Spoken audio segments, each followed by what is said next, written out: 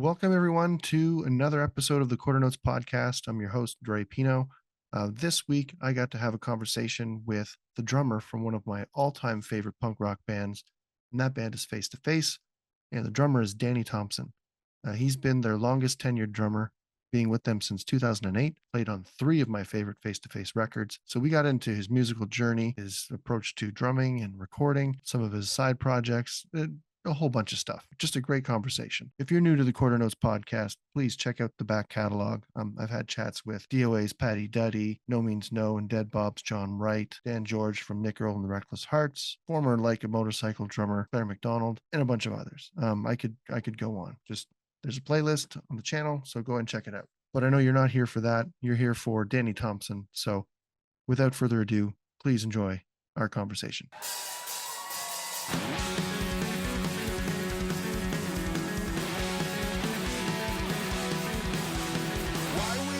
Surprise every time we buy the line. Why don't we pursue the truth even when it's hard to do? Howdy. Testing 1, 2. I can hear you. Can you hear me? Good. Yeah. Perfect. Let me check my 2 2 1 2. All right. Okay. First off, just to get this out of the way, been a major face-to-face fan for a long time. This is where I'm going to fanboy for like 30 seconds. No worries. But you're my favorite drummer that they've ever had. Oh, thank you. Protection is like my favorite face-to-face album. The groove that you have on that album and all your transitions and fills in there, technically just like flawless. Well, thank you, man. So this should be on the podcast. It's I'm already recording, so it's all good. Well, I really appreciate that. Yeah. Thank you so much. And the live in a dive is my favorite one that they've done in the whole series. Yeah, it's fucking awesome. Yeah. Awesome. Okay, so there's your flowers. Thank you. Yeah. But yeah, thank you for agreeing to do this and jumping. Oh, my on pleasure. Here. Yeah. I don't do a lot of research, so I just kind of go with the flow and just see where the conversation goes. I mean, I have some show notes like we all do, right? Sure. So sort of the premise of the podcast is like to shine a light on, well, at least this Quarter Notes podcast that I do shines a light on drummers and their musical journey. So just to kind of get some background on you as just as a person, like, so where did you grow up? Like, where was your origin story? Yeah, I was born and raised just outside of Chicago. And that's really where I got started. You know, my music roots are there and even connect to this day with Chicago. But like a lot of kids, I mean, I'm 57 years old. Back then, at 10 or 12 years old, everybody kind of, a lot of people joined like the school band. And my brother, who's 5 years older than me, had been in the school band. And I was an Elvis fan. I wasn't so much about like an instrument I wanted to play. Like, I loved Elvis. I had an uncle who was 10 years older than me, who played guitar in a rock band. And I thought that was super cool. And, but I just kind of picked drums randomly, not really knowing much about what it was, so you're doing the snare drum. But shortly after that introduction, somebody showed me like a Kiss record. And I was like, oh, okay, drum set. This is really cool. Yeah. And that's how I got interested in all that. And then just, went down the rabbit hole for years and took I never went to college for music. I took private lessons basically from the time I started with the snare drum all the way through high school. And the majority of that was with the same teacher. So that's, I was studying some jazz and, could read music and just, everything that you would learn, in a formal type drum education. And then in later years, I took some, out here. Once I was out here, I did some lessons with Brooks Wackerman, back in Chicago.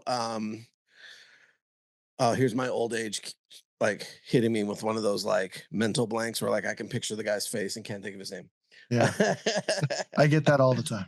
Yeah, yeah, you'll have to edit this to not make me look too old. But took some jazz lessons and stuff. Obviously, I'm a terrible jazz drummer. I never really pursued it, but um, Jazz is you fucking know, hard. yeah, to some degree, Yeah. I mean, It intimidates me. sure, sure. And I think Yeah. it's that way for a lot of people. I think there's different ways of looking at it because um, there's a ton of improvisation involved in jazz. And I actually think that it is harder for a speed metal band to sound good live than it is for like a jazz quartet to sound good live, That's fair. Yeah. or a blues band. Like there's nothing, I'll Yeah. I probably mean, get jazz is up. more free I don't want to flowing. upset a Yeah. bunch of people, but like it's not hard to make a blues band sound good live. It's really hard to make like a speed metal band sound good live. The precision and everything has to be Yeah. amazing. Where jazz is a little bit more open to weave around the Yeah. lines. If you're in the right key, you're playing the right notes in the right key, and you're coming out of those transitions on the right timing and things like that. But it is much different. Whereas you are, keeping time as well as playing like an ostinato the whole time, with your left hand or something like that. It's that independence So thing. Yeah. yeah, yeah, a lot of great independence, and yeah, I never pursued it to that point to get good at it. I've made threats that maybe that might be like my old man drumming thing to do is like just sit down and just start trying to play jazz or something, Just go you through know. some books. Yeah. But yeah, that's how I got started, and just had a high school band and then a high school punk band, and we got a gig opening for Naked Ray Gun and Big Oh, Black, cool. and Yeah. I knew Steve Albini pretty well back in Chicago. Recorded drums with Yeah. Steve Albini, which was amazing. Pretty much, I credit him and my other good friend and really well respected recording engineer Larry Sturm, who passed away a couple years ago, for my ability to tune drums. They were really the guys that showed me how to make drums sound good in the studio. But yeah, and then right out of high school, I got in a band called Material Issue, which was like this three-piece power pop trio in Chicago, and did that for about a year and a half. Left that Was that band, and was that like skinny ties and stuff? not really. I mean, so this would have been like, think about like 1987, 86, 88, stuff like that. So Yeah. um like REM was, just came out with Driver 8 and was getting popular, and like, so it was a little bit more like indie bands. So it was like post-punk indie bands kind of thing. And yeah, I mean, you could look up Material Issue. There was a documentary just came out on Netflix Yeah. fairly recently So were you a about the band. founding member in that band? Like I was original? like the original drummer, but I left before really like anything big happened. So which, you know, I mean, they played on Saturday Night Live and stuff like that, and I would have loved to have had that opportunity. I never got Yeah. to do that. But there was other reasons to leave that band at the time, and then I went from there to playing in a like an industrial kind of ministry style band, which that whole sound really came from Chicago. The Wax Tracks era of bands, Revolting Cocks, Ministry, you know, um, My Life with the Thrill Kill Cult, that type of stuff. And I started doing that, and that's, I had to play with tape backs. We had like percussion and synth hits and different things like that on tape. So I was playing to, the percussion track live, Wow. never with headphones on. I just had it coming through my monitor, Yeah, yeah, and I played live to take backs. yeah. And I that's suppose how I in-ears got weren't really. good. Yeah, Not really a thing yet. You would see drummers with headphones on, like the yeah, Who. You would yeah. see them with some headphones on. But yeah, I just had the going through my wedge. But that's how I got good at playing to a click track, and which certainly helped me out later in life with recording and stuff. Yeah, that the click keeps you honest, man. It keeps you humble. I've Yeah, had it's my good and battles with bad, the click track. Yeah. I mean, Yeah, I mean, it's easy for me to do it, and certainly like recording wise, I would prefer to do it. Um, there is a skill to being able to still like play behind the beat a little bit or ahead of the beat and make it groove, but still be in time. Um, so I do prefer to have it in the studio. Yeah.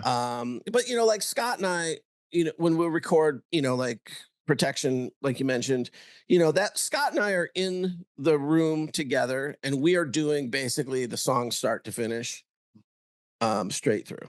Yeah.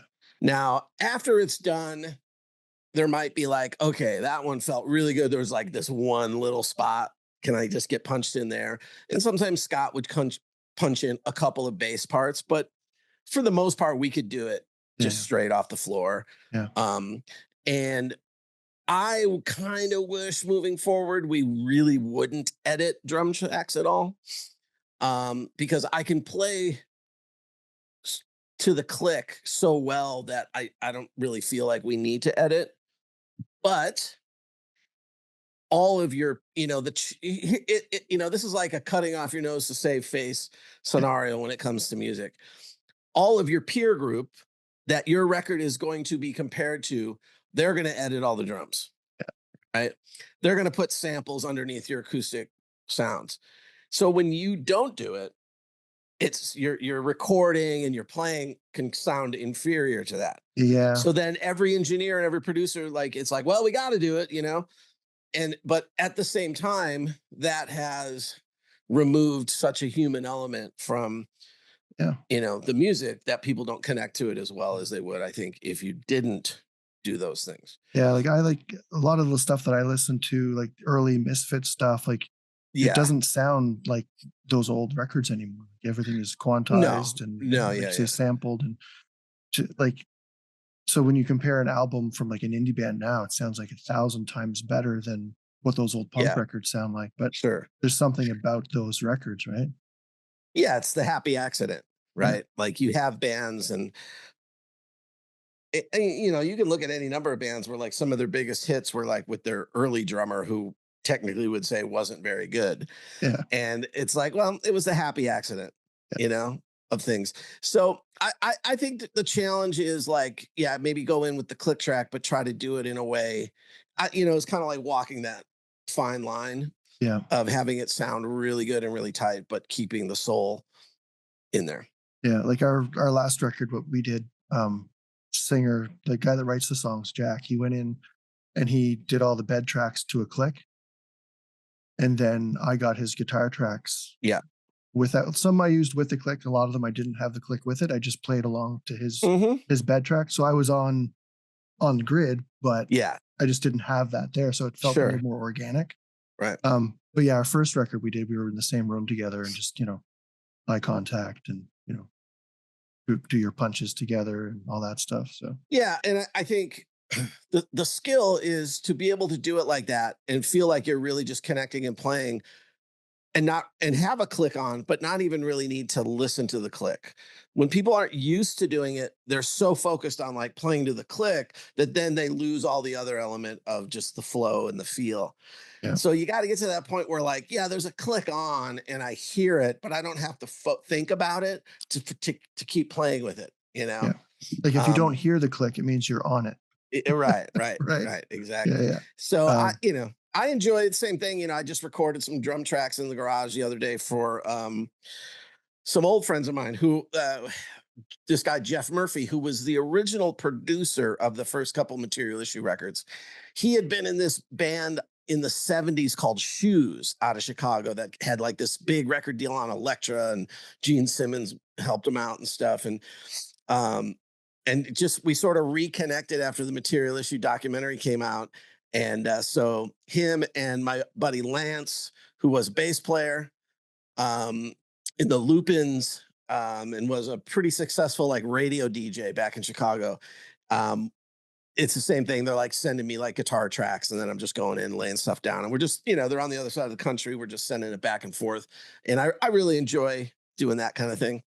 that's the beauty of the way technology has advanced things. Like, being able to record to tape and all those old, the Neve boards and stuff. Yeah. It's a bygone era, and it's great to use that when you can. But at the same time, Yeah.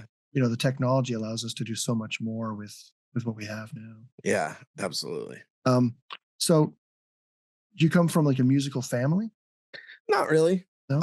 I mean, like I said, my uncle played guitar in a rock band and could sing really, really well. And he's 10 years older than me. And he is, retired from his job and plays at a bar gig pretty much like every weekend Yeah, still. yeah, And that was a big inspiration for me to yeah, play yeah. music of some kind. My brother actually in high school sang in a rock band for a little while and was pretty good. My mom played piano, but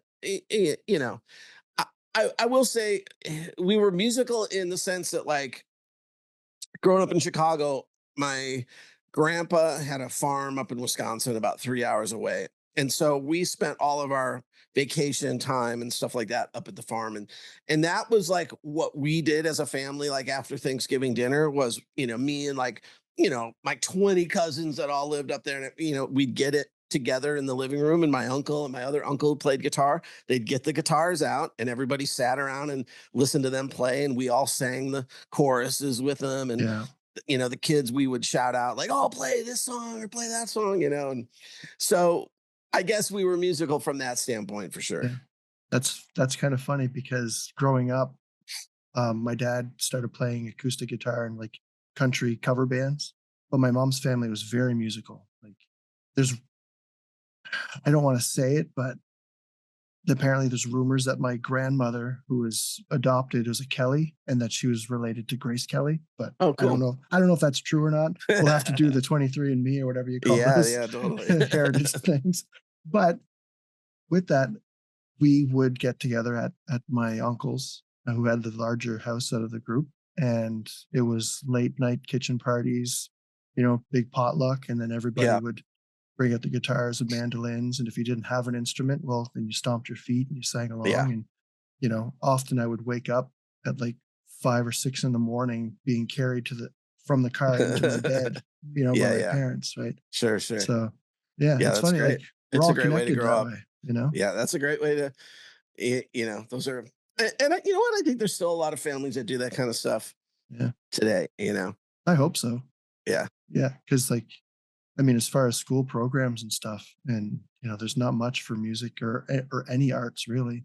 It keeps getting Yeah, cut. I mean, I'm fortunate out here in California. Like, I've owned a music school since 2006 Yeah, down in Costa Mesa. And in Santa Ana, which is kind of the next town over, is the Orange County School of Performing Arts called OSHA. And it's grade school and middle school, or yeah, I think it's grade school up to high school or something like that, where the kid, it's like fame. They do, regular school in the morning, and the afternoon is all music, arts, dancing, theater, and people move here to yeah, go to that school from all over the country. yeah, So we were always like at the music school, like getting kids ready for their audition to try to get into OSHA. And then there was another program down there called APA, which was through one of the high schools in Huntington Beach, I believe, that had a big music program as well. So we're kind of lucky out here that we have some really cool programs like that still. Like their shows, like when they're filmed and stuff, it's like the kids are behind the camera. There's a kid at the mixing console, like so. If you're not a performer, you might be learning all the behind the scenes stuff. equally important. And Yeah, yeah, and it's really, really cool. yeah, and those would be like those aren't public school; those are private. So you'd be Those paying, or are, I believe that the APA program is at a public school. okay, Um, OSHA, I believe, is private, or it might be like a charter school, kind of like that, kind of mix between public and private funds. so like you'd get like government, not government grants, but like Charter schools, God, I forget exactly how to explain it, to be honest with bursaries you. and stuff like that. Yeah, I mean, OSHA, I mean, I'm sure people are paying something to be able to attend there, but Yeah. the school is certainly getting a lot of public funds. So what was sort of the catalyst in creating the music factory? Like, was it your time when you were with Guitar Center, like really Yeah. giving lessons there, and kind of I saw? wasn't, I was at that time, I'd been with Guitar Center for almost 18 years. And was a district manager. Like I oversaw 13 stores and just doing the corporate thing and not really involved with lessons or anything at all. Back then, at that time, I was super into bike racing. Like I was racing bicycles myself, and me and another buddy of mine who was also into it. He was from Germany originally, and he was like, "I'm gonna go back to Munich to visit my parents. Do you want to do? And it's going to be during when the Tour de France is happening. Do you want to go? And we'll go see like 3 days of the Tour de France." So that was my first trip to Europe. And yeah, we drove around like and followed the Tour de France for a couple days. So like I got to like stand on the side of a mountain in France and watch, Lance Armstrong and Jan Ulrich come right past me, like in the heyday of like the biggest, tour craze that ever happened. But my buddy Anthony, he had gone to like a music college in Germany. And so we went there to visit the school. And it was really, really cool. And we were like, God, there's not really like kind of like a private version of this anywhere around us. And that was kind of how we came up with the idea for opening this music school. Yeah. And it went through many iterations over the years and things like that. But yeah. And then so I had it going for a couple years while I still had my regular job. And then I got paid out on a bunch of stock options because the company was going public again or going back from public to private. So I had to get paid out on my stock options. And I was just so burnt out on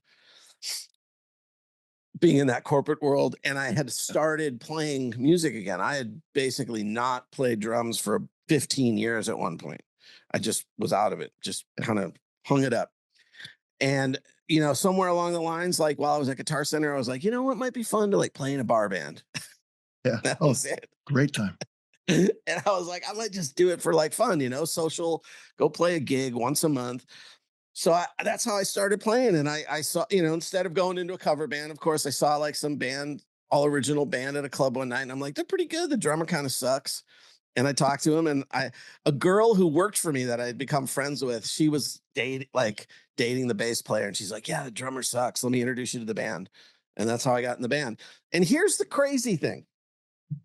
So I go to the first rehearsal.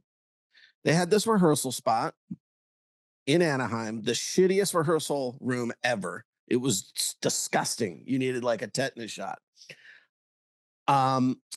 I do that rehearsal. I go back up there like the next night to just practice some drums on my own. And the other band that they shared the room with is in there rehearsing, and it was Lefty. And that's how I met Dennis Hill, who plays guitar in Face to Face now.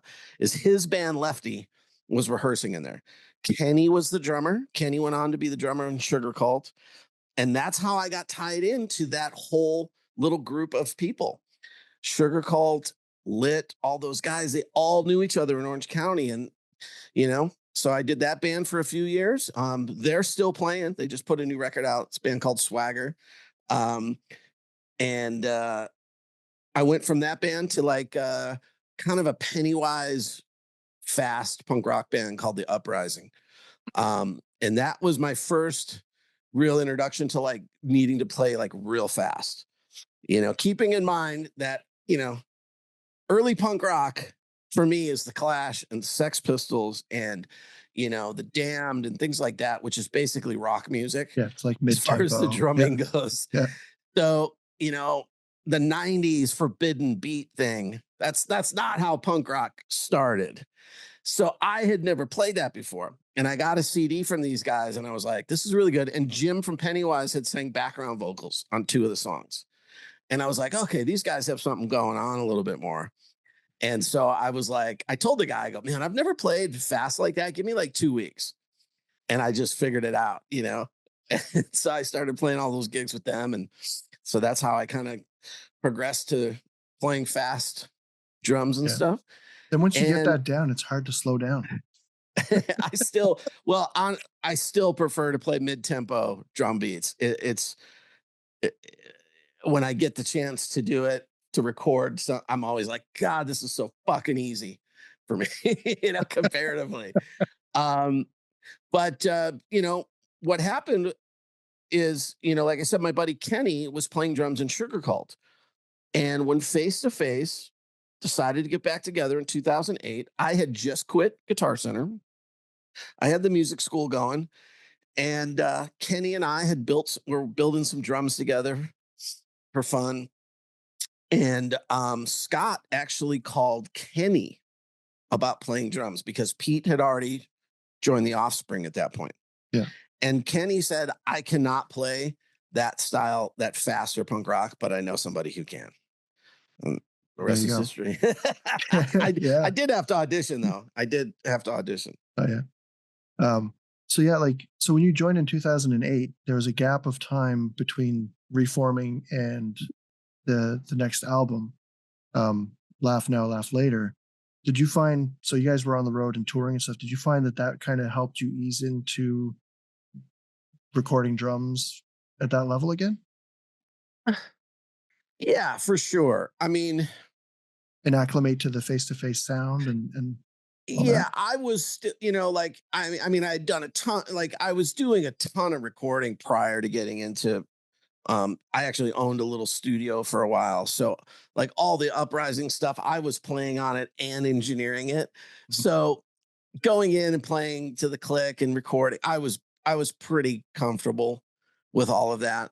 Um, honestly, I don't think we played more than 10 or 12 shows before we made Laugh Now, if I think about it. Out of those 2 Like, years, really? um, yeah, I guess we did. Originally, like, we weren't doing like tons of shows at the beginning. It was only originally like it was presented to me like, yeah, this is probably going to be just like a handful of shows. And I was like, oh, cool, this will be great. Yeah. I didn't, have any idea like it would just snowball from there.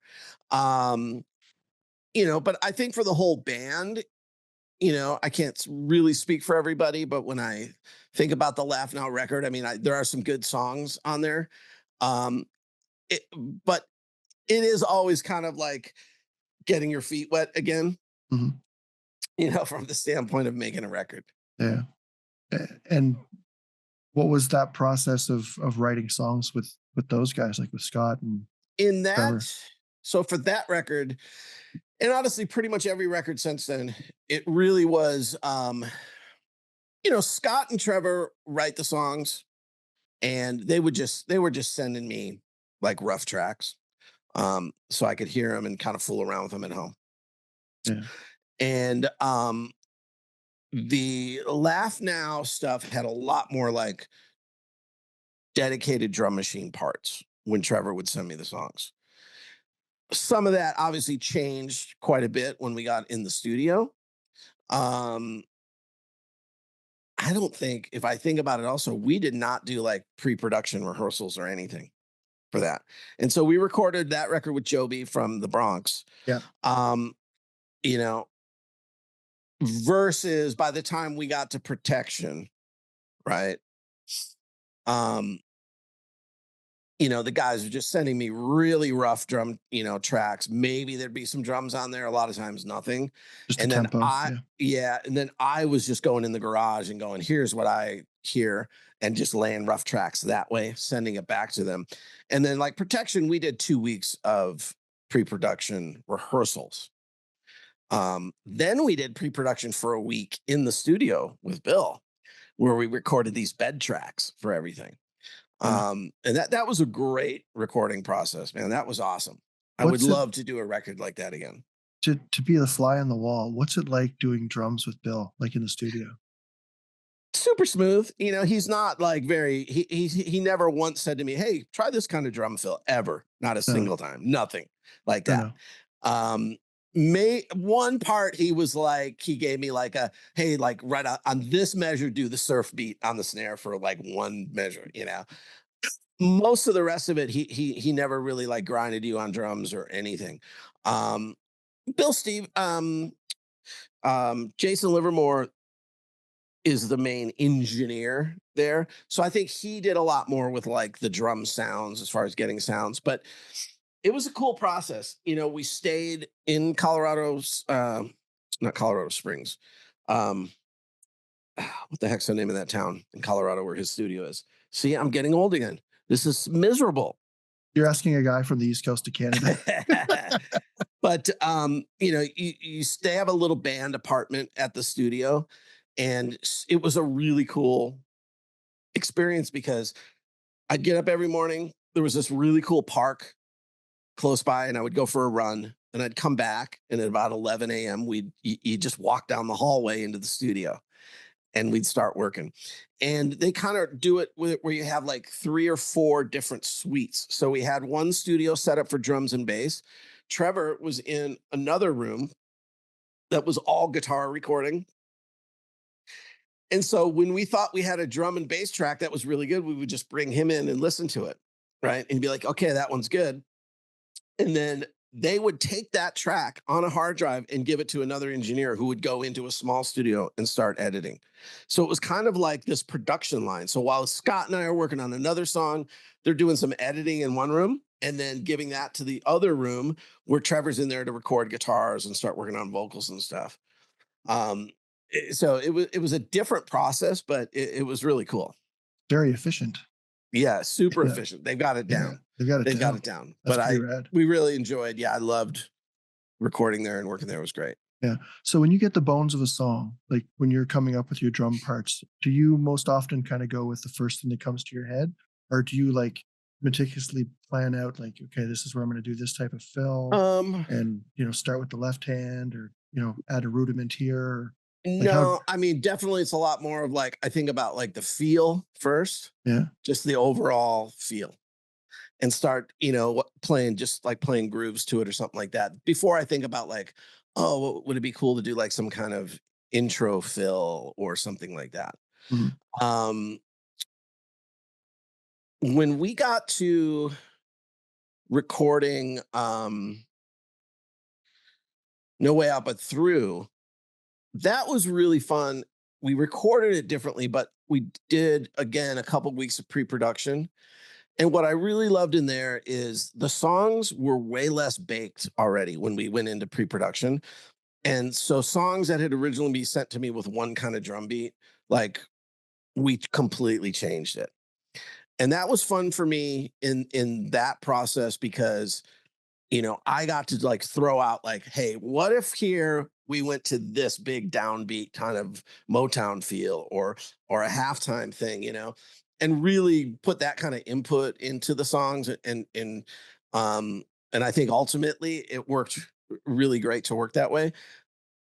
As you were asking me that, something that I always think about in these songs is Pete and I are very similar drummers. Pete is a rock drummer, and mhm, am a rock drummer, really. Okay. Like my drumming influences, like Stuart Copeland was my favorite drummer, but really I play like John Bonham or a Dave Grohl or something like that. Pete and I are both really rock drummers, right? And the one thing that I always tried to think about, like doing Protection or doing No Way Out But Through, is playing the part in a professional manner, but thinking about like the type of drum parts that were on the early records, right? yeah, So because that was part of what kind of created the overall feel yeah. and sound of the band. There's a through uh, line. Yeah, yeah, so okay, what style of a fill, or maybe this drum and like No Way Out But Through, there's some definite like the song Blanked Out, that drum intro is 100% just a throwback, right, to yeah, Do You Care, yeah. right? And it's me going here, and it sounds shitty to say, but I'm like, I'm gonna do that kind of intro, but do it like a pro drummer would play it, Well, um I mean, those were early, right? I mean, yeah. there's a And, maturity now. It's how you're playing. yeah. Well, but and that was, or those were Rob drum tracks back in Yeah, those early days. And he wrote some cool parts, but wasn't like, a studio cat kind of drummer. yeah, So but songs like Blanked Out, I mean, it's 100% me going, here's an ode to an early face-to-face style intro, yeah. and so I try to do those kind of things, but play it like a hard-hitting good rock drummer might play those parts, and it works, on some songs. Maybe some songs it doesn't. And I think stylistically it works for some fans, and for some fans it Well, doesn't, you know. I mean, I guess it keeps like a certain level of familiarity with, the overall catalog of stuff, right? You know, it's, and to me, Face to Face are one of those bands. I put you guys and Bad Religion on. There's not a bad record in the entire discography. Like, everything is just top tier quality, and not every band can say that because there's a lot of Mm, bands that have duds, thanks. right? Yeah, But sure. but to me, like those U2 bands are, I think, the benchmark for punk rock. Thank you. That's Oh, that's awesome. Bad religion, certainly when I and was Social getting Distortion. Sorry, yeah, sorry. I mean, yeah, it's hard to like narrow it down. But when I was getting back into playing a lot, Bad Religion was something I was listening to, and I had met Brooks, and so that's how I ended up taking some lessons Yeah, with him. And what I loved about it, it was cool punk rock. It had a great sound, but the drumming was top notch. yeah, And and with so Jamie there now, it's yeah, still yeah, it's just top great. notch. Like it's Right. just ridiculous. Yeah. Yeah, and the that's another thing with you guys and Bad Religion is, and I guess you don't have anything to do with the lyrics per se, but the messages within the songs. And like I find Face to Face is a very uplifting band. Like if you really listen to the lyrics, Sure. there's a lot of hope, there's a lot of promise, there's a Yeah. lot of, moving Yeah. forward. I mean, Trevor, I feel, that one of the things that I like so much about being, when people are like, "Oh, what kind of band are you in?" You meet somebody at the airport or something, and Yeah, you're like, "Oh God," and we'll say, "Oh, we're like a '90s style pop punk band or whatever." But really, Face to Face is a rock band, right? In a lot of ways. yeah, Yeah, I mean, stylistically, we're doing, it's that '90s style in a lot of ways, but really, there's also that undercurrent of like being a rock band. yeah, And the one of the things that I just like so much about the band, and I find to what I think sets the band apart from a lot of other bands is the songwriting, yeah, and lyrics that Trevor, it's good, mature songwriting, yeah, yeah.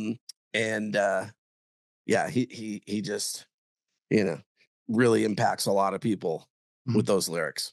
Yeah. So how do you so with touring and everything you got going on, and the music school, recording and all that touring, um how do you maintain a solid work life balance like when you're home? Um, so I mean, as far as owning the music school, um, I pretty much nowadays all I work on is the marketing for the most part. It's still a lot of Um, work. yeah, it comes and goes depending Yeah. on what I'm working on. There are periods where I don't really have to do very much in a day. And we don't do like super long tours and stuff, like It's not like it used to be, I guess. It's, yeah, I mean, we're old now, and 3 to I 4 mean, weeks and then you're home. we it tops, Yeah. I mean, most of the time we're doing like weekend flyouts. So it's great. I would love to do like a US bus tour again, that's easy. Um, I think the thing that I notice now is just part of, you know, I still love to get together with the guys and play a show. That's amazing. Everything else around that hour of the show, the before and the after, I hate all that for Yeah. the most part. I'd way rather be at home with my dog and my girlfriend, Yeah. you know? And, travel, I fucking hate it. Like Oh, I get almost travel anxiety about like having to deal with it, you know? Um, it's just, I don't know. And again, this is part of getting old. You become a homebody, you know? I don't know. You know what? I go back and forth. Like I get bored quickly at home as well. But mhm. as soon as I'm gone, I can't wait to be home. Yeah. There's other things that, again, I still love making music. I love recording drum tracks for people or for other songs. I love like recording a new face to face song or something like that is so fun. I wish we were doing more of that. Yeah. Um, touring and just everything that like when you're younger. You think this is going to be amazing, and when you first are doing it, it's super fun. But you know, I could stand to not deal with all that. I just, the show, playing the show is great. It's still fun to like have those band member interactions on stage, where you're like, there's inside jokes going on and you're laughing because you notice that somebody fucked up, and you're laughing at them and you're laughing at each other and having fun. But nobody else really, like, no observer has any clue of what you're doing, It's a you know? different world on the stage than it is Yeah, it's watching. so Yeah. fun. I mean, playing, I mean, the other thing too is just like, Trevor's a phenomenal live vocalist. I mean, he Yeah. sounds fucking great all the All the time. time. Like, even when he's sick or something, he pulls it off somehow. He sounds amazing. Dennis Hill on guitar, he is an insane musician, right? I mean, he's got country records out that Yeah. he's singing lead vocal. I mean, he writes so many songs. His daughter, he's producing his daughter's songs, and she's incredible. He is an amazing musician. So Yeah. he always sounds great. We have so much fun. And then Shiflet, And then who's there's like Scott. second to none, who no Yeah. matter how, like, I always, it's a double-edged sword because having a great bass player does make it easier because you're not fighting. At the same time, like, it's hard to be the drummer in face to face because you will never, ever, ever get to that level that Shiflet is. No. Right? You It's just, it just ain't going to happen.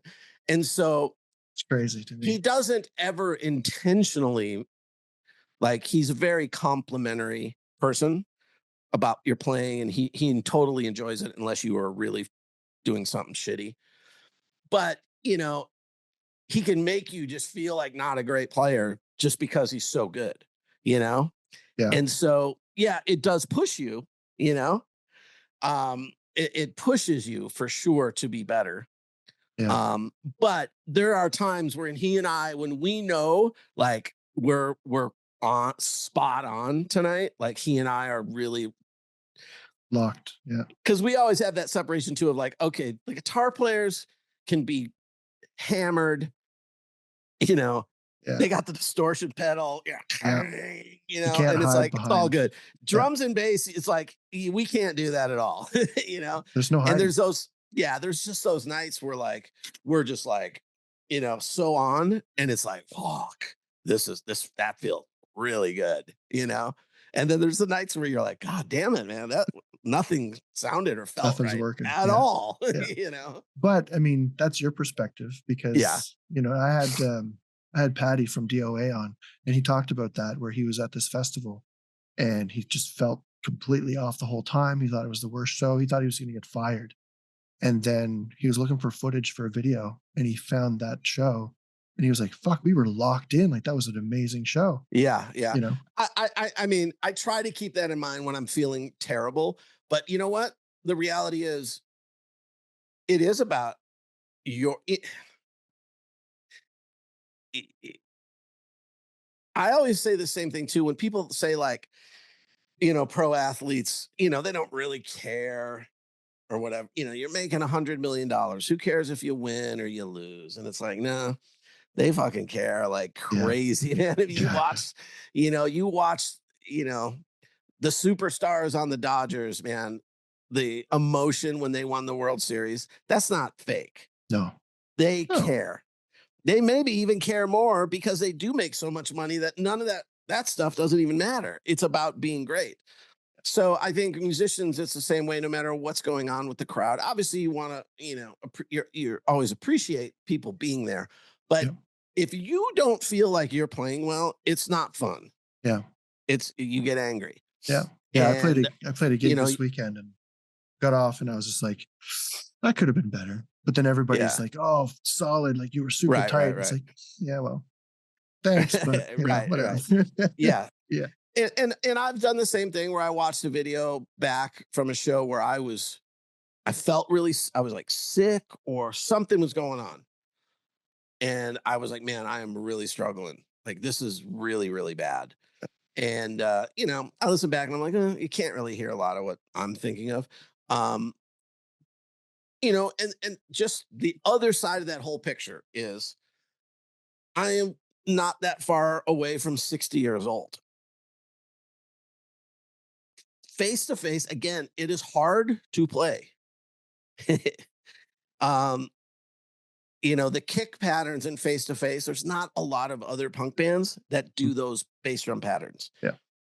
And I am just getting to a point age wise where it is getting harder and harder. I mean, I'm pretty out of shape at the moment, I must say. But up until fairly recently, I've always been like, riding my bicycles, or I was super into jujitsu for a long time. And most of the time today, when I'm playing a face to face show, I don't have an issue with like cardio or I'm breathing hard or anything. But there's nothing you can do about 30 years of, that doing that on a hi hat cymbal. So my wrists are just gone, my shoulders. And so about a year and a half or so ago, I started to get a thing where I get numbness in both hands about 4 songs in and Yeah. feel like I can't hold the sticks. Yeah. And that's a carpal tunnel thing. Yeah. And so I try to do all kinds of things to get around that, and tons of stretching, and like I warm up before every show for a long period of time. But that there was a couple shows I played where I was like, I might not be able to do this much longer, Yeah. And then Yeah. it got better because I figured out a lot of that also has to do with like we did like the longest tour we've done in a long time. This last year in November, we went to South America for like 3 weeks, playing every night, right? A full hour, 15-minute set every night. By the time we came home from that, and then like a week later, we played some festival in San Diego. Dude, I was just shredding, you know. But we don't do that often. So more likely it is now we haven't played since then, and we have a weekend festival in April. Fly up, play the show, fly home. Then we Yeah. won't play for a month, and then we'll fly up somewhere, play a show, and come home. That's more of our schedule. It is very hard to get into Yeah. playing shape Well, when you that's do it that way. mid-season shape, right? That's like, Yeah, just before the pennant race, just before like right. everybody's flying on all cylinders. See, my So, shoulders are getting sore just talking about it. So even though the drums are set up in the garage, it's not the same. There's no way to duplicate it or no, replicate it.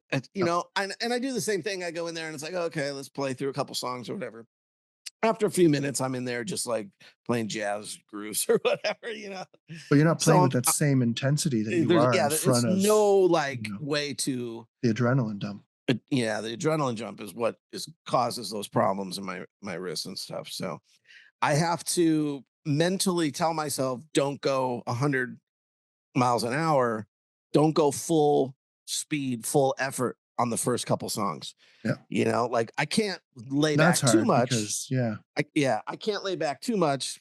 It'll impact kind of the whole feel of everything. But like, play it, have the energy, but don't like hit so hard and don't, you and know, that and that's a problem that's I find unique to drummers, yeah, because totally. we are playing that acoustic instrument. It is our bodies making those sounds, whereas, Right, right. guitar and bass, I mean, yeah, they play with intensity and, they're strumming harder or whatever, but it's not that full It's not the body same, quite the breakdown. same. Yeah, Yeah. yeah, And then the energy level is, yeah, it's just not there. yeah, Um, for sure. okay. So I've got crash questions because I Sure. don't want to take up all your whole afternoon. I'm good. So the first crash question that I have, what's your happy place? Like when you're sitting behind the drum kit and you're going to start grooving, are you more of a hi-hat guy, a ride, or something else? Where are you when you're in your zone? Probably a hi hat guy. Yeah. Yeah, I would say a hi hat guy. Yeah. There's a lot you can do with the hats. All right.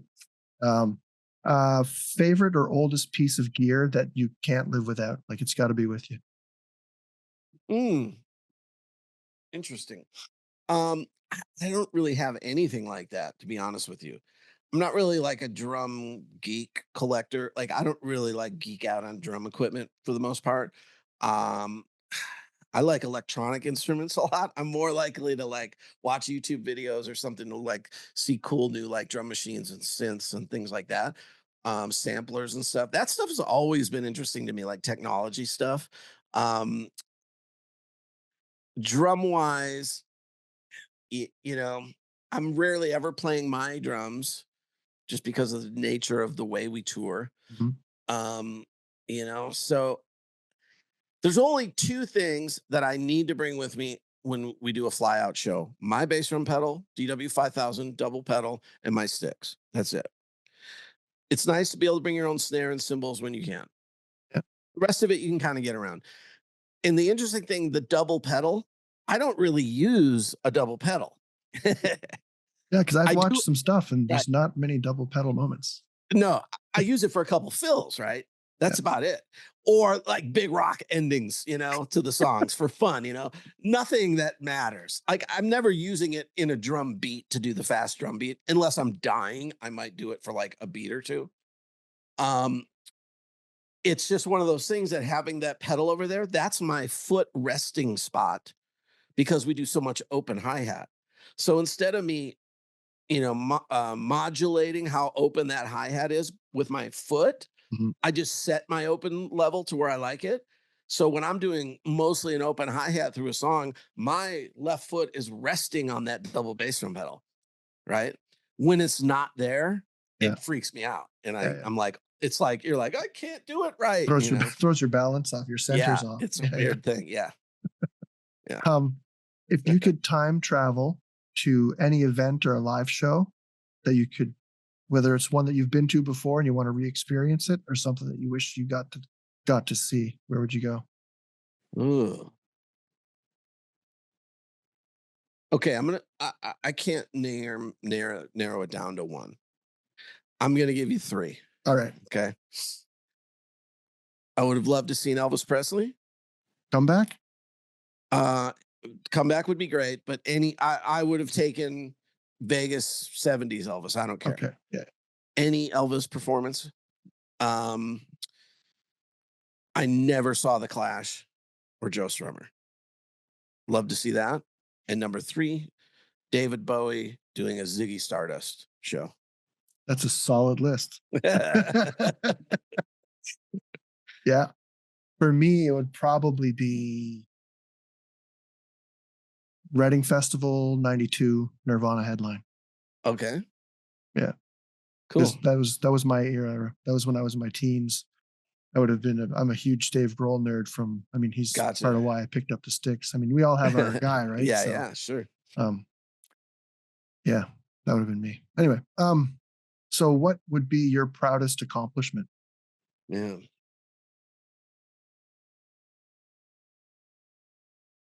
Proudest accomplishment. Well, I feel, I guess making a I kind of think No Way Out But Through is the best thing I've ever done and probably will be the best thing I'm ever involved with ever. Yeah, Protection is great as well. But me personally, No Way Out But Through, I think is an amazingly good record. no, it is. It Like absolutely is. even if I didn't play on it, it's a cool record. Yeah, And I actually love some of the drum, like, you know how it is. You don't like anything you do. Like I hate everything I play. I think I suck, you know? yeah, I mean, I to this day, when we go to play a show, and it's one of those festivals where it's like everybody's there. I still to like have massive imposter syndrome. Like I just feel like I really just don't belong playing a show on the drums after that guy went. I mean, I don't feel that way with every band, of course, yeah. but I don't know. But I Every get it. time Yeah, listen, every time we play after the Bronx, okay, just for any bands out there, try to not play after the Bronx. It's the worst. yeah, They always have the best drummers. yeah. It's crazy. And I'm like, why do I always have to like, why can't those guys, some other band play? Then I get to play after that guy on drums who's Yeah, average. I'm always playing after like the greatest, yeah, or it'll be like, hey, guess what? Josh Freeze is filling in on the, for whoever. And I'm like, and it's like, and we're right after them, right? Let me just, okay, yeah. Of course you check, are. Yeah, check, and then, God, what was one we were playing one of those festivals and Yeah, the Fishbone drummer. I got to play after Fishbone. And I can't think of his name, super nice guy. Yeah. One of the bands where everyone gathered around to watch the drummer in the next band. And it's like, oh, and then great, I got to go on. Like I feel massive imposter syndrome every time, Yeah. I you got to know? see, speaking of the Bronx and the drummers, I got to see Joey Castillo Yep. play with Circle Jerks here in about an hour and a half from where I am is where NoFX did their last 2 Canadian dates Mm. in a town called Moncton, New Brunswick, which face to face ever came around to be amazing. But that's here nor there. But yeah, I guess so. I got to see Joey, and Joey's been like one of my favorite drummers since like Danzig days, like So that was kind of one of those moments where I watched him, and then I watched Smelly, and then I went home and I thought I should probably pick a different instrument. Yeah. I mean, yeah, You know, it's, yeah, there's just some of those guys that are just but at we're a all like different that. level, I think as drummers, I think you'd ask any drummer, we'd all probably say the exact same thing. It's just one of those things. But we all Yeah. support each other too. Like, there's like a brotherhood, an unspoken brotherhood, sisterhood, or whatever you want to call it. When you get 2 drummers in a room, whether they've met each other or not, it's just an instant kinship. I always had this joke about like this, something that I thought illustrated like the difference between drummers and guitar players. Like guitar players are so like weird about their equipment. Like nobody touches this. You're not loaning Yeah. it to anybody. Drummers, like literally, my buddy Kenny, who was in Sugar Cult. I remember him calling me once and going, "Dude, can I take your Sabian 17-inch Crash to Japan with me?" I'm like, "Yeah, whatever." Whatever. Yeah, exactly. Yeah. Like you imagine like calling like the other band and being like, "Hey, I got this tour. Can I grab your half stack? Can I use that? Or can I take that head for a gig tonight?" It's like, no way. Just a Drummers are like, tuning dude, just pedal. whatever. Yeah. Just yeah, take my stuff. Yeah, it's funny. Yeah, it's another thing that I had with Chico from Biff Naked. We were talking about, hey, come check out my stuff. I'm using this gear, and like that whole drum rundown thing that you see online now. Like that happens at every show with every drummer. Like, they're all, look, these are the heads that I'm using. These are the Yeah. drumsticks I'm trying out. Like, but then a guitar player, like, can we see what pedals and what are your settings? And it's like, Yeah. it's all Now I will secrets. say something that a lot of drummers could take from guitar players is that guitar players will spend exceptional amounts of money to squeeze out like this almost indistinguishable tone increase. Yeah. And drummers will show up at a show with drum heads that haven't been changed in years, Yeah. you know, and that stuff always really pissed me off. And I would like something that helped me a lot was, well, A was just being professional and being on time and always having your shit Mhm. together. Yeah. Second, though, I again, because of working with Albini and Larry Sturm, I got really good at drum sounds. And I would play shows with guys that were way better drummers, but their kit sounds like shit. Like when we go to festivals and there's like a backline kits to choose from, I'm the only guy that ever picks the Yamaha kit. So I get the Yamaha kit and no one has played on it.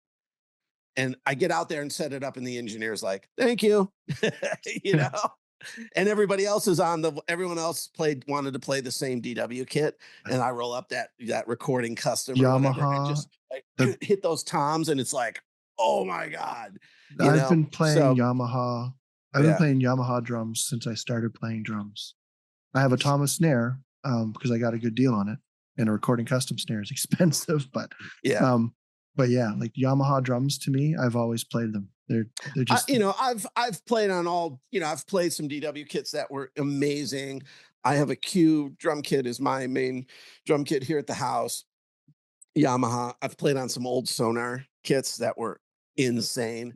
yeah. Um, so I can make pretty much any of the kits sound pretty good.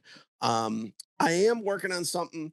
It's not available yet, but I will have a drum tuning course available online fairly shortly. I've been meaning to do this for years. So di- I think any drummer, before you go and spend $100 on, well, that could be a kick drum head and two other heads now, Yeah. you spend the money on this drum course, which will be cheaper than that, and learn what to do to get good drum tone. And I think a big part of this course is people focus on drum tuning. They don't think about drum tone, Mhm. right? And it's like tuning a guitar. Your guitar could be technically in tune, but you're playing this crate amp and you've got the mids all scooped out. The tone sucks, even though it's in tune. And I see drummers who are like, man, I do all the stuff, and I tune the lugs this way and I'm tuning it to this B flat note that I'm supposed to, and it just doesn't sound good. And it's like, yeah, it's in tune, but you don't understand tone. And most drummers are listening for the wrong thing, right? And drummers, we have a unique perspective that your instrument sounds totally different to you playing it than it does to somebody 10 feet away Yeah. who's hearing it behind music. So drummers try to make their drums sound like they do on a record when they're sitting there by themselves and they hit a tom. Mhm. And it's like, dude, it won't ever sound like a record.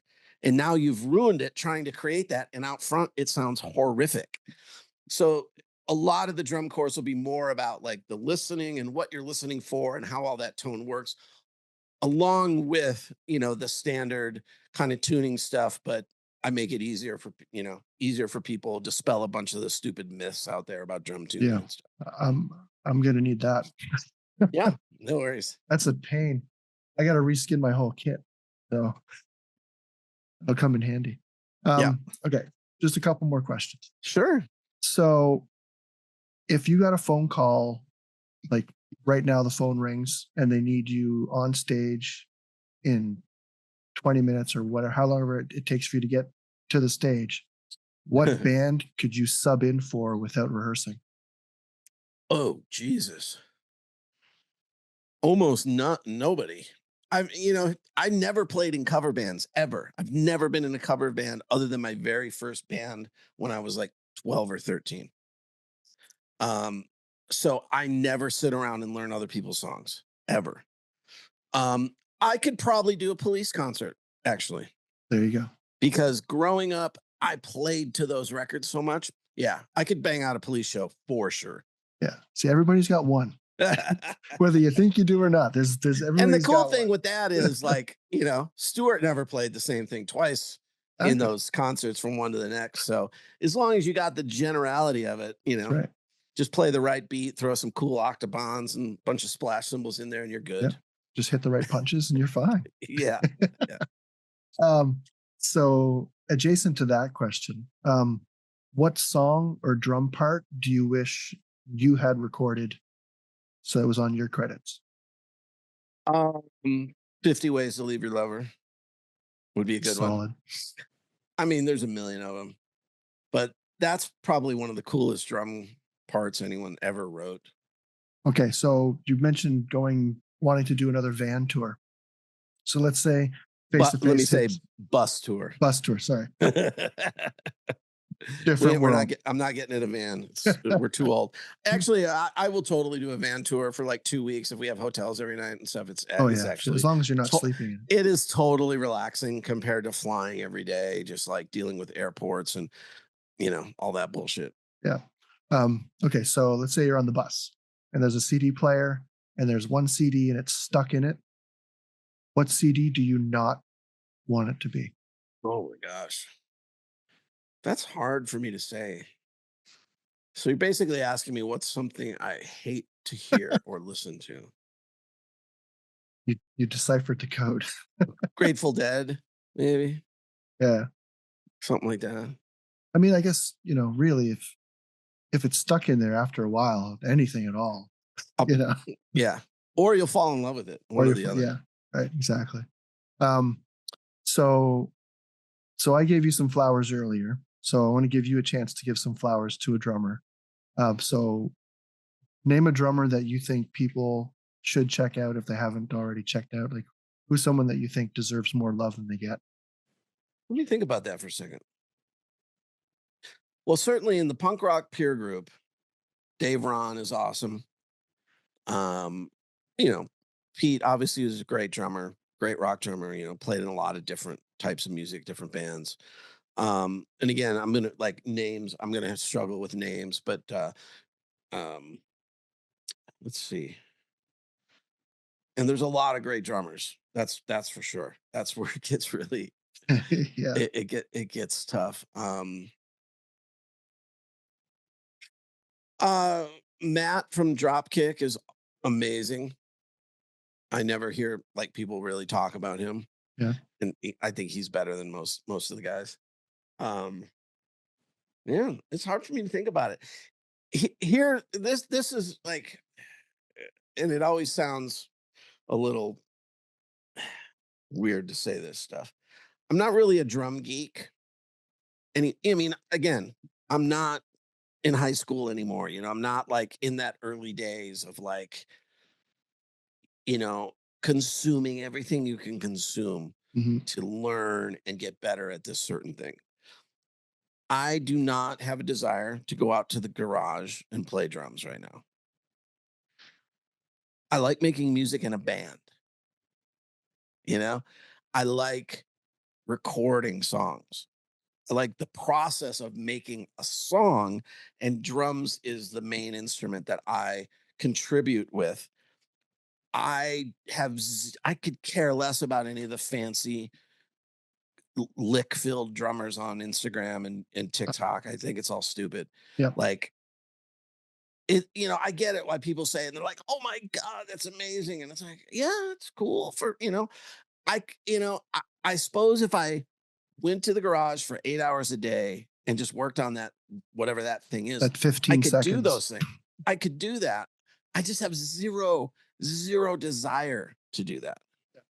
I again, when we are going to play as a band, I always show up prepared. I practice before I know we're going to come out to get my stamina up, to get my chops up. When we are playing a show, I am always trying to play the best show possible. I've never played a single face-to-face show with even so much as a buzz from alcohol ever. I'm an after show, have a glass of wine. Yeah. I've had a glass of wine before the show, but I mean, like, never like have I gone out on stage buzzed ever. No, same. I'm like very focused on doing a good job, playing well, playing a good part when we're recording a record. But I don't geek out on like I'm gonna go woodshed on drums for hours. I have no desire to do it to do it at that way Yeah. anymore. I like to make music. I've been playing more guitar lately. Um, doing a lot more of like playing guitar and singing. So, you know, maybe I'll, record some songs or something that, That'd be cool. doing some of that stuff just for my own shits and giggles. Yeah. Um, it's something I enjoy in face to face is that we can all sing. Now the last few years, because of our in-ear monitor situation, my vocal mic got taken away from me. Not because I sing bad on shows though. Like the guys joke about it a lot, like when we go in the studio and stuff, because I can do background vocals pretty well. Yeah. But we didn't want it. We were like, we got to get the monitor rig down to like a certain number of inputs. So what's gonna go? Yeah. We're like, okay, bottom snare mic, get rid of that. And my vocal mic was one of the things. But when we were in Brazil on this last tour, Dennis got real sick one night and could barely talk. And we just took his microphone from the front of the stage and brought it back to the drums. And I was like, okay, I haven't done background vocals now for a couple of years in the band. So before the show, I was like, okay, what are you doing this song? What are you doing this song? What are you doing this song? And it was so fun to bust out those vocals again. Yeah. And I would like bust out some vocal part, and Dennis would turn around and be like, yeah, like smiling and laughing. And You can so I actually pay enjoy that. attention to what you were doing. Yeah, and but again, that's one of those fun things about face to face is like, we can go do like an acoustic show or something, and do all these background vocals and just, Oh, dude. do all these harmonies and all kinds of things that makes it, really fun from a musician standpoint to do those things, We didn't even touch on Hold Fast. Like that record just when I heard those Yeah. songs done in that way with all the vocal harmonies and just that kind of being at the forefront, that record just it stands on its own. Like Yeah, that was really fun to do, and it was fun to do those shows as an acoustic thing. Part of what was fun, like physically, that wasn't hard for me. Like it was like I was like, I am gonna have a couple of glasses of wine before we do this, you know. But it was a different kind of thing because it's so stripped down that it's really naked feeling at times, you know.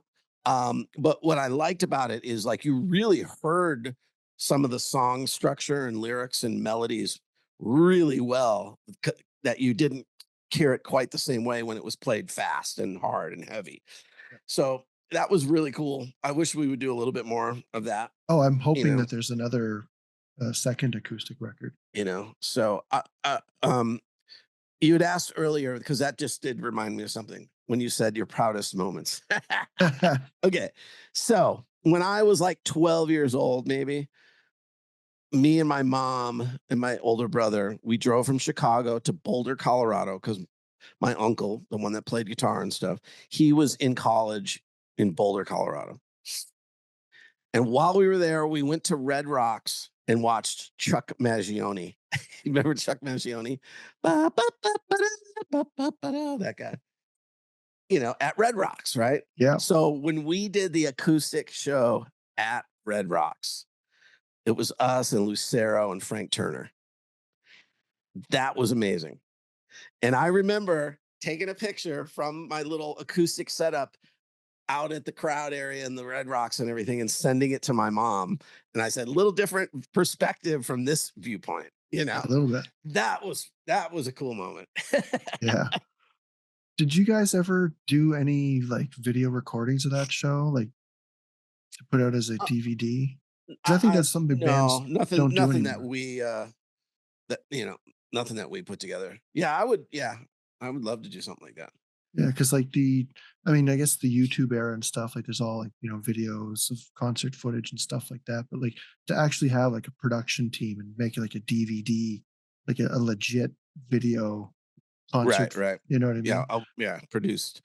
Yeah. Something well produced. Yeah, I know. I wish we could do it. We could almost do it ourselves. I mean, Dennis, that's what he does when we're not touring. Is he's a TV guy. He works on like reality TV shows and stuff. So he's a writer, producer kind of guy, but then has also ended up kind of being behind the camera and does tons of editing and stuff. So we could almost put something like that together, on our That'd own. be fucking awesome. Just not necessarily, this isn't one of my crash questions, but just you mentioned something earlier about, what you have to have with you at your gig is your double kick pedal and your sticks. I do the Lost Cowboys drumsticks. That's kind of how this podcast started. It was, with them kind of thing. But what drumsticks do you like size, model? Like I think drummers like to nerd out in some ways. And I think that's something Yeah. people, because it's an I'm extension of your body, right? Sure. I'm a 3A wood tip. Vic for 3A? 3A Really? wood tip. I like that ball. That I like wood tip. Hate a nylon, but I like that ball.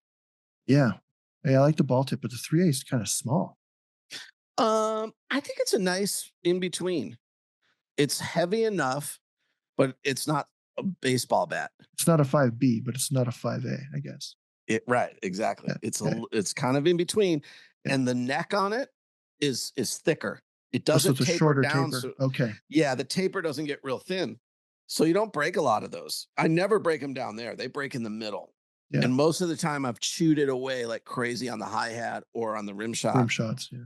Long before I rarely ever like crack or break a new one. Mhm. So 3A wood tip's been amazing. Yeah. I usually wear down the sticks before I break them, or they'll just split apart. It's one or the other, Yeah. right? Get the wood shavings all over your carpet. Yeah. Yeah. And you're a Sabian guy too, right? Yes. Yeah. Yeah. Yeah. I'm buddies with with Randy Ross. He's the new head of development Okay. there. He took Gotcha. over for Mark Love. So I go down to the factory because it's like 2 hour drive from my place. Oh, okay, gotcha. So I'll go down like two times a year and pick out some symbols Yeah, yeah. from the thing. But if you guys ever come to Atlantic, Canada, like yeah, that would definitely be a trip that you Yeah, should that take would is be a visit fun the one. factory. I would love to, Yeah. go through the factory. That would be cool. Do you have any Canadian dates coming up that you can talk about? Um, we have stuff on the calendar. I don't think there's anything in Canada that I'm aware of, to be honest with Yeah. you. Yeah. Because This yeah. year, I mean, we played a lot last year. We do have shows going on this year, but it not quite as heavily as last year. And again, it's a lot of like fly out for the weekend, come home. So Mhm. I think our first date is April, somewhere in April, just in Chandler, Arizona. So not too far of a trip, nice and easy. Mhm. Especially for me. I mean, I could probably drive to that one Yeah. because I live in Joshua Tree now, so I'm 100 miles from the Arizona border. I'm like Eastern California desert. So the last album you did came out in what, 2021? So Probably 20. Yeah, probably came out in 21. yeah. Is there any new music coming? New albums, new songwriting? Anything working on? No. Not right now. I'm gonna Trevor's cut doing all this part out. This is just for me. Trevor's doing a lot of acoustic. He's finishing an acoustic record for himself. Okay, as a Total solo. Yeah. solo thing, all new songs and a whole new thing. So he's doing that. Dennis, like I said, Dennis is always writing and recording a record of his own. Like there's records all over Spotify that he just makes them himself in his garage that you don't know. The California Sunsets is a Dennis project. He's doing his daughter Michael her stuff. Um, Scott's doing a fair amount of touring with the Eagles of Death Metal. Yeah, with the He's Eagles. playing Yeah. guitar for them. If it wasn't bad enough that he was, the world's greatest rock and roll bass player, he's Yeah, like, he hey, and rips. I can do guitar almost as good as bass. When he was touring with the Gimmies, like fuck off. You know, kind of how everybody is with him. It's like, Jesus, dude, come on, man, making everybody look bad. I mean, he Don't makes his don't try. Don't brother, be so good. right? Makes his brother from the Foo Fighters look bad. You know, I will say, Scott occasionally makes a mistake. Occasionally, I've heard wrong notes from Shiflett on bass. Not often. Maybe one bad note every 20 shows. There might be one note. Yeah, but that's just because of the If energy, that, right? That's if that. it's trying to control his It's energy. usually like if something else went wrong, like the gear like ended up like not like the amp breaks down mid-show and then like we get it working and he jumps back in and like he Oh, thinks yeah. we're at this part of the song and we're at it's usually something that completely like mentally throws you off, but Yeah. oh no, even Scott Shiflett makes the occasional error, but it's rare. That's the soundbite right there. Yeah, totally. Yeah. So you got podcasts of your own too, right? Yeah, I do a podcast out here in Joshua Tree called the Highway 62 Podcast, and I'm horrifically behind on getting a new episode up, but I have a few interviews lined up recently.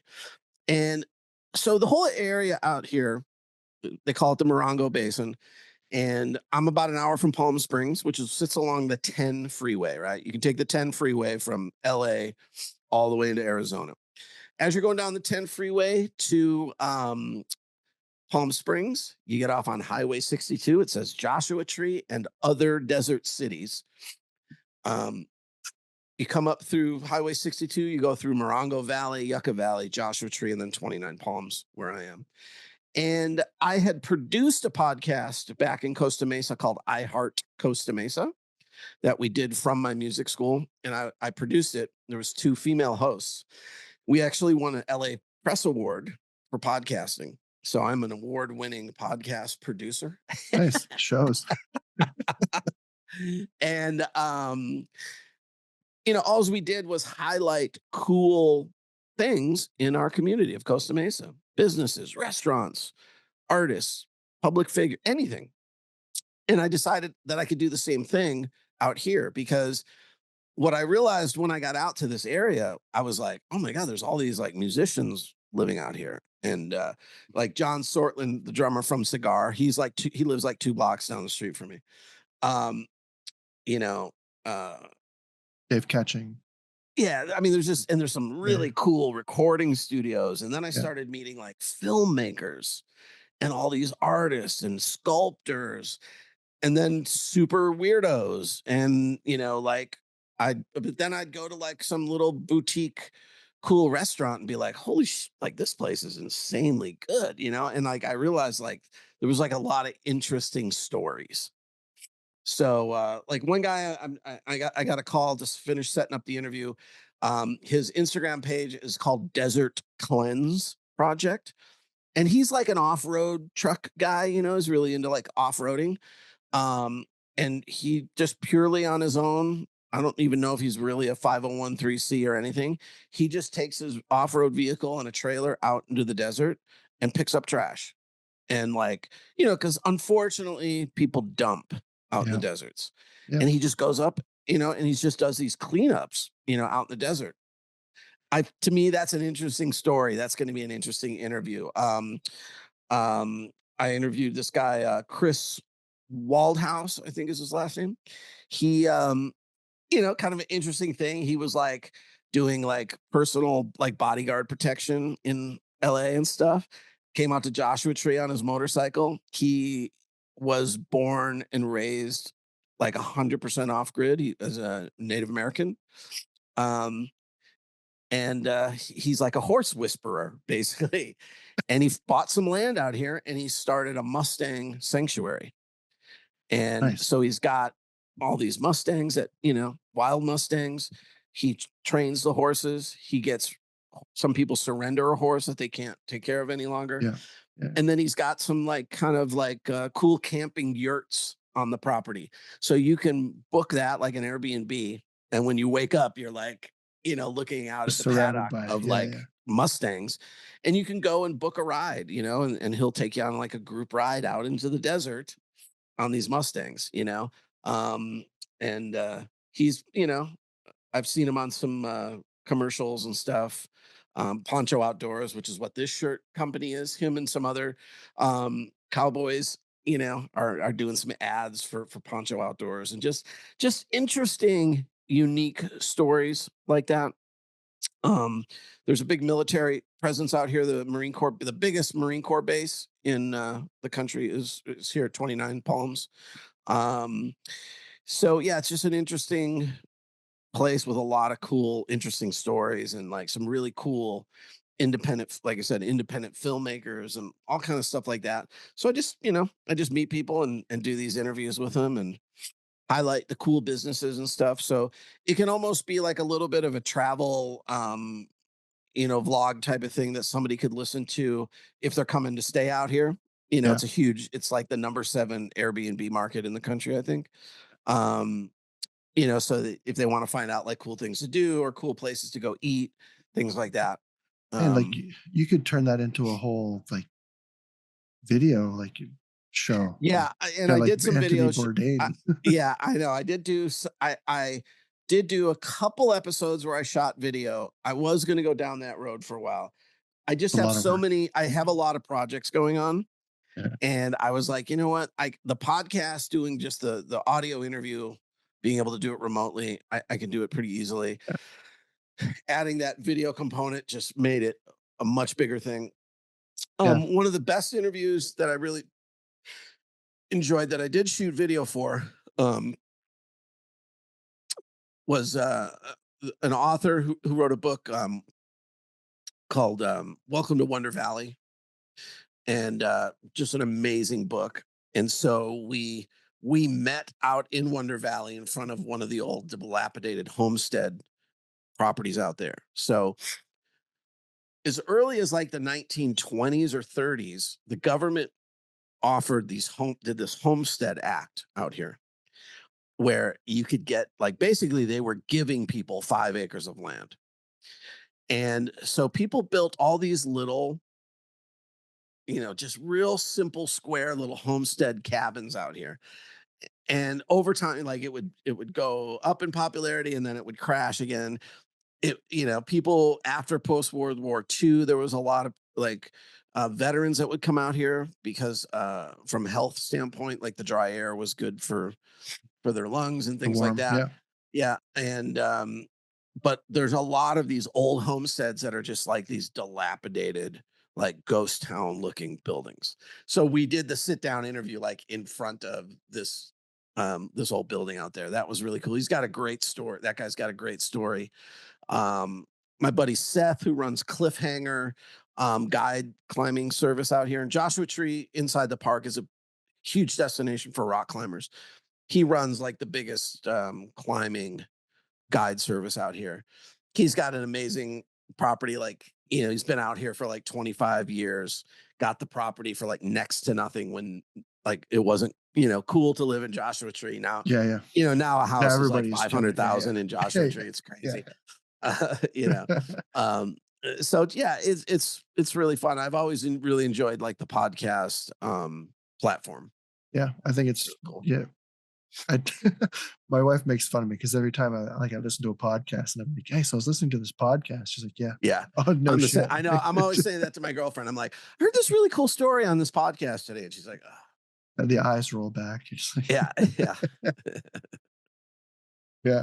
But this has been phenomenal. I don't want to, yeah, we're like at an hour and a half there now. So, All right, man.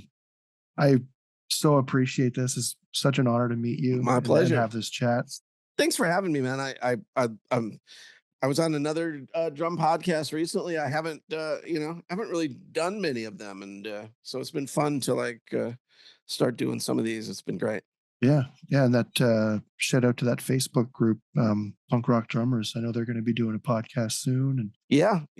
Interesting to see who they get on there. My next episode that's going to come up before this one, I interviewed John Wright from No Means No. And he's now with Dead Bob.